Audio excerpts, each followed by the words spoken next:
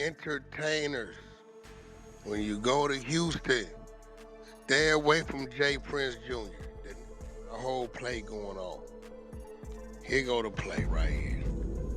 The play is a loaded dice. Point a finger because he was standing next to me, and it's just unfortunate that something transpired after another dice game, but neither incidents had anything to do with a dice game.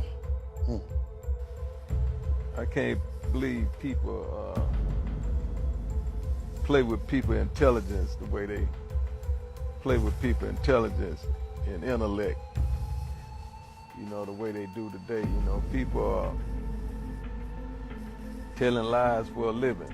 So once again, Jay Prince and his son are in the spotlight, and trust me, it's not for anything good. This time, it's Wack 100 who's throwing major shade their way. He's accusing them of running something called a loaded dice game scam, where they allegedly lure rappers to Houston, get them to play dice, and then rob them, or worse. And get this, the streets are buzzing with whispers that both Takeoff and Duke the Jeweler might have lost their lives because of these sketchy dice games orchestrated by Jay Prince Jr. 29-year-old Duke the Jeweler from Chicago was tragically robbed, shot, and killed in September 2022 after he won $100K in a Houston dice game. And guess who was in the mix? None other than Jay Prince Jr. Sources say that after Duke's big win, he was ambushed and shot multiple times while heading to his car. And the real kicker? Duke's killers are still out there roaming free. No arrests, no justice, just a lot of unanswered questions. And then, less than 2 months later, the hip-hop world was rocked again when Takeoff, the youngest member of Migos, was shot and killed in Houston, also right outside of a dice game. And surprise, surprise, Takeoff and Quavo were guests of none other than Jay Prince Jr. So is it all just a coincidence? Or is there something more sinister going on with these dice games? A lot of people are seriously side-eyeing the Prince family and wondering if they are somehow connected to the tragic deaths of these young rappers. So what's really going down at these dice games? Are Jay Prince and his crew really involved in these tragedies? Let's dive in and find out. The entertainer invites him in,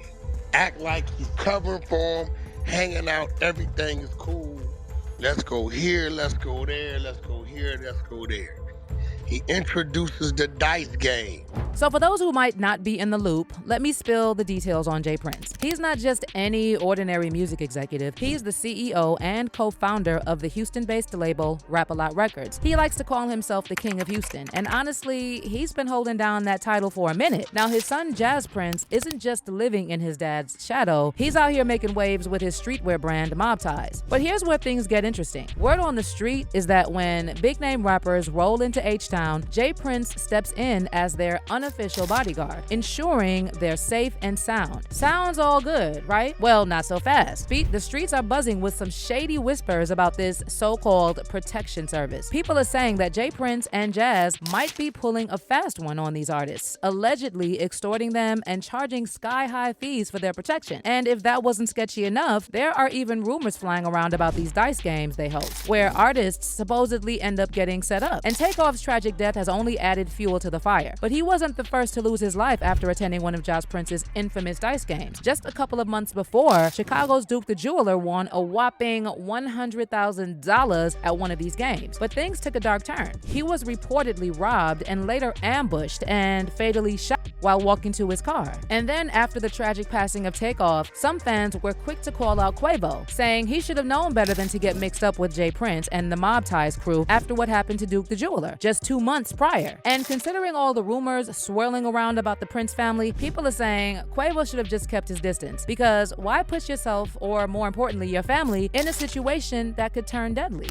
Now, as for the dude who shot Takeoff, his name is Patrick Xavier Clark, and he was officially indicted by a grand jury for Takeoff's murder. And now, the whole world is watching as the trial is set to kick off later this year. People are already buzzing about what might come out during the trial. And trust me, it's gonna be a roller coaster. There's so much at stake, and with all the drama surrounding the case, you know this trial is going to be one for the books. So check this out. Literally just a day after Patrick Xavier Clark was arrested, this guy went and posted a whopping $1 million bond. And just like that, he was out on house arrest. But wait, it gets even more wild. Fast forward to November 2023, and suddenly the rules changed. Clark is no longer on house arrest and doesn't even have to wear a monitor. The only thing he's got to worry about is a curfew, which is from 7 p.m. to 7 a.m. daily. But it doesn't end there. According to the court documents, Clark is completely banned from contacting any witnesses, victims, or family members of Takeoff, and that includes Jay Prince Jr. and Shakur Stevenson. Oh, and the order also says he can't contact Junior's dad, Jay Prince, in any capacity. Now, you already know the streets are buzzing about this. Like, how does someone go from being under house arrest to just having a curfew? And what's gonna happen next? This whole situation is giving everyone whiplash, and people are definitely keeping an eye on Clark to see what his next move will be. But here's the latest twist in this saga. Patrick Xavier Clark is still sticking to his story that he's innocent. He's not backing down at all. His attorney, Letitia Quinones-Hollins, recently spilled some tea to Rolling Stone, and she made it clear that her client didn't fire those bullets that killed Takeoff. But the lawyer didn't stop there. She threw some serious shade at the investigators, claiming that the video and ballistic evidence they're using against Clark is shaky at best. She's out here saying that when the trial goes down, this so-called evidence isn't going to be as solid as everyone thinks. It sounds like she's ready to poke all kinds of holes in the prosecution's case. There was someone else who started the thing. It was not Patrick Clark, Quinones-Hollins told Rolling Stone. He was in the same position that Takeoff was in. He was trying to get out of there alive as well. He didn't have anything to do with the argument that occurred. He just happened to be in the wrong place at the wrong time when people started firing weapons. But this is where things get even crazier. So there's this theory floating around that's making everyone's heads spin. Some folks are out there actually believing that Takeoff was sacrificed. Yeah, you heard that right. And they're not just pulling this out of thin air. These conspiracy theorists are pointing to the fact that he was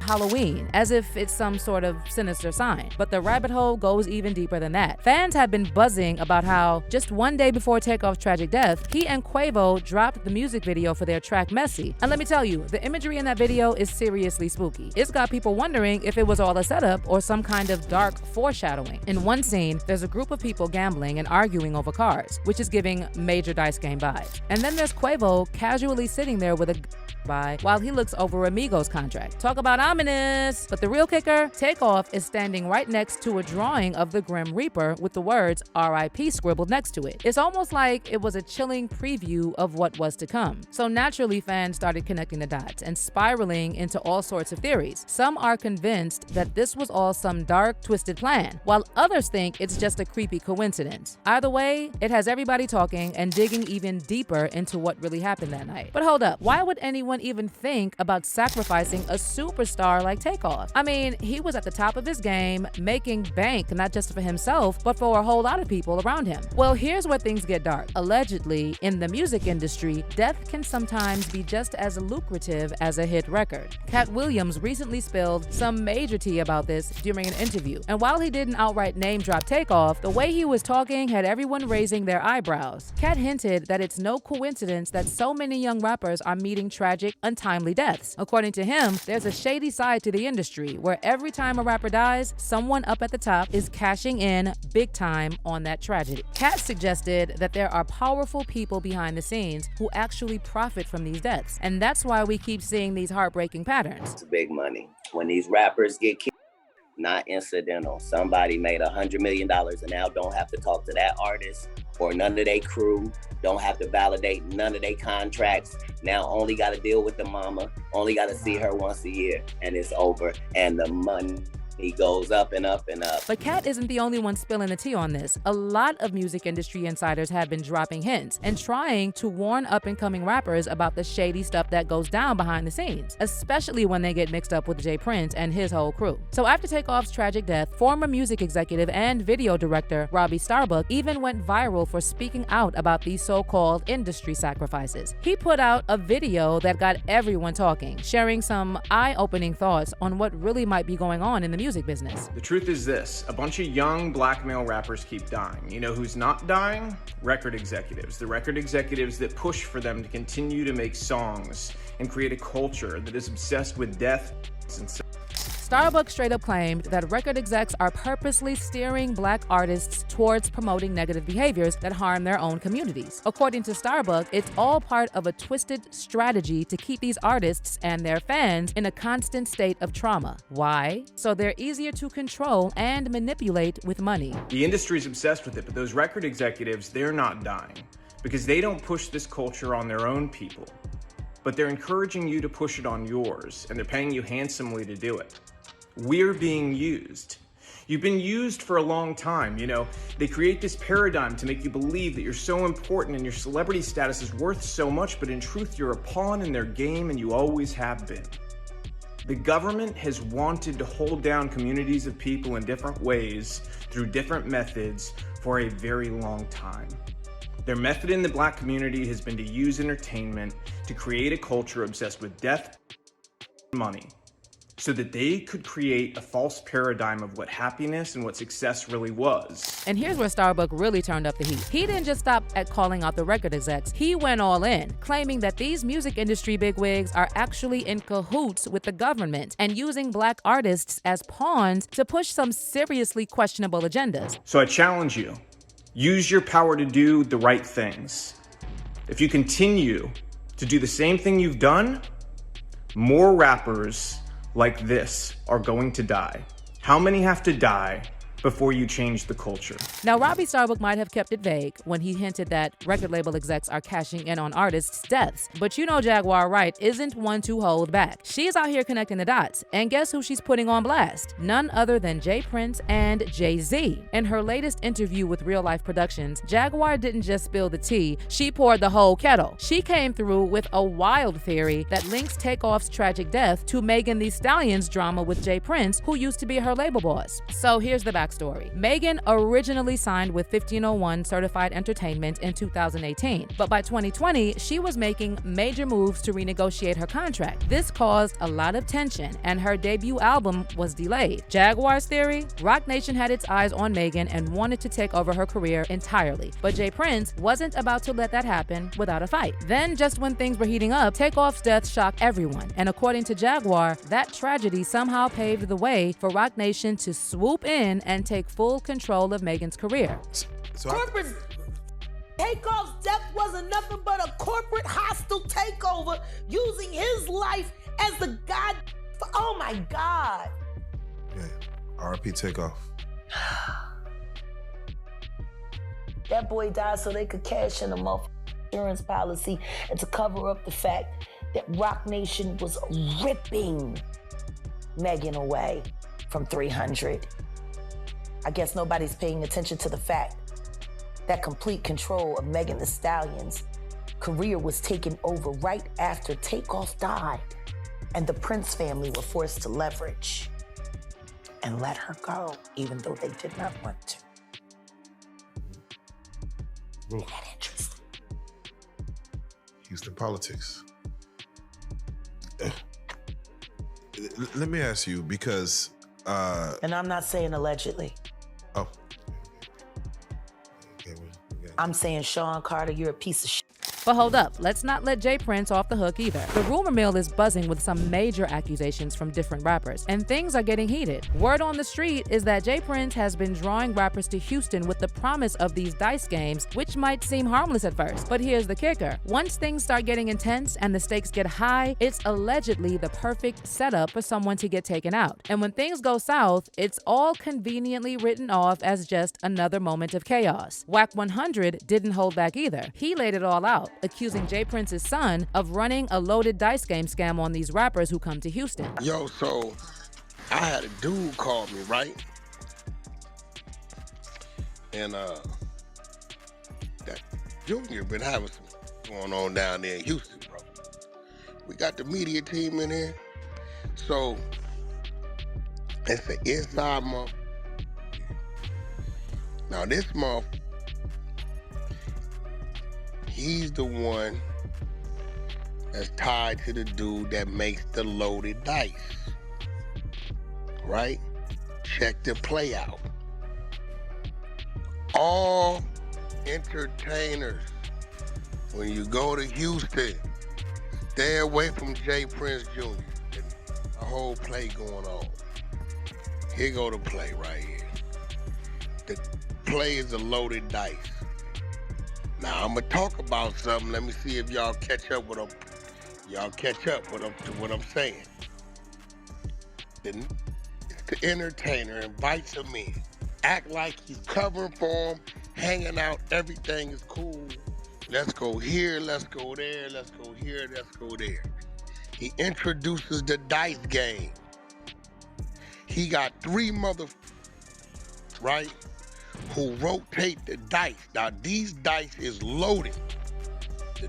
Tell me it's a Wolf, Big Caprice, and watch this, and Little Cam are the loaded dice rotators, right?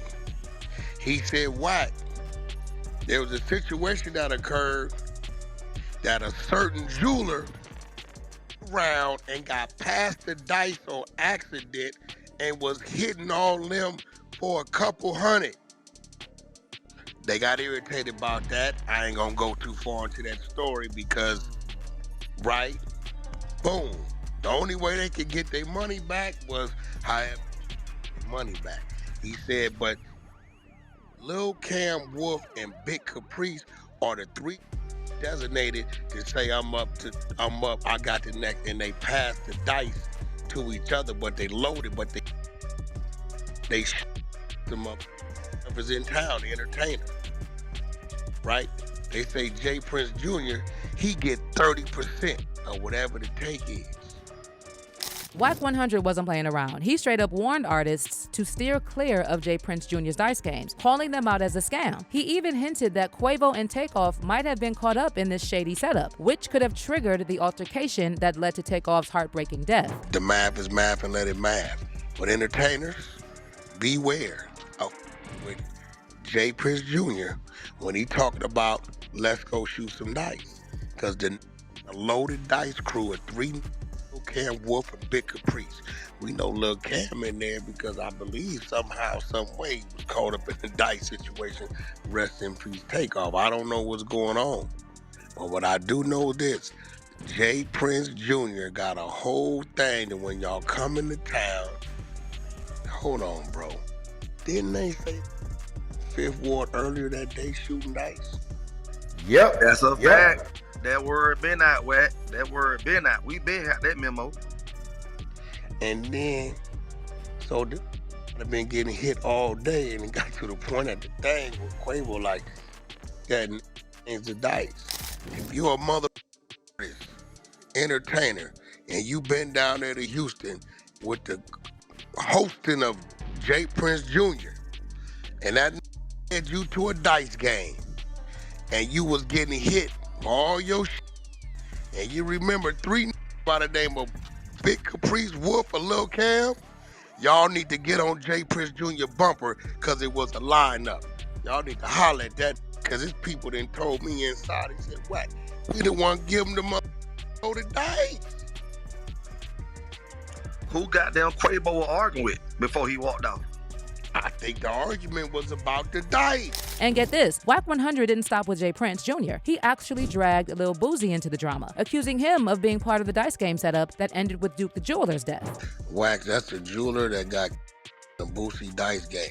Ooh, yep. So he was against Boosie and he got past the loaded dice. So, his name was Duke the Jeweler. They said Boosie set him up. Now your story makes more sense. He died with all his jewelry on. Lil Cam was night when Takeoff died too. They're saying DJ Pat Bullet was a bullet that killed Takeoff. Also, Cam was the one, so he had the loaded dice. Now, for Boosie, they must have switched the dice up. Either they was gonna have no, Boosie was supposed to have the loaded dice, and they must have switched it, gave them wrong. So when Jay Prince was confronted about these accusations, he was quick to shut them down. He denied ever knowing Duke the Jeweler and insisted that his dice games had absolutely nothing to do with the deaths of Duke or Takeoff. According to him, the whole thing is just a big misunderstanding. Can y'all elaborate on dice game when it's tied to y'all? I know people were associating me with that Duke the Jeweler situation because I went to Lil Boosie pool party and he happened to be there and he happened to be standing on me. I mean, right next to me. Truth is, I never met him before. I had no idea who he is. I didn't even know he was a jeweler until after his passing. And then the night of that game isn't the night that he got killed, leaving Boosie concert the next night because somebody tried to rob him. So, you know, the internet play internet games. But this is a situation with a dude that I didn't even know. I ain't know his name. I had no knowledge of him. I ain't know he was from Chicago. I ain't know he was a jeweler until social media started trying to point a finger because he was standing next to me, and it's just unfortunate that something transpired after another dice game, but neither incidents had anything to do with a dice game.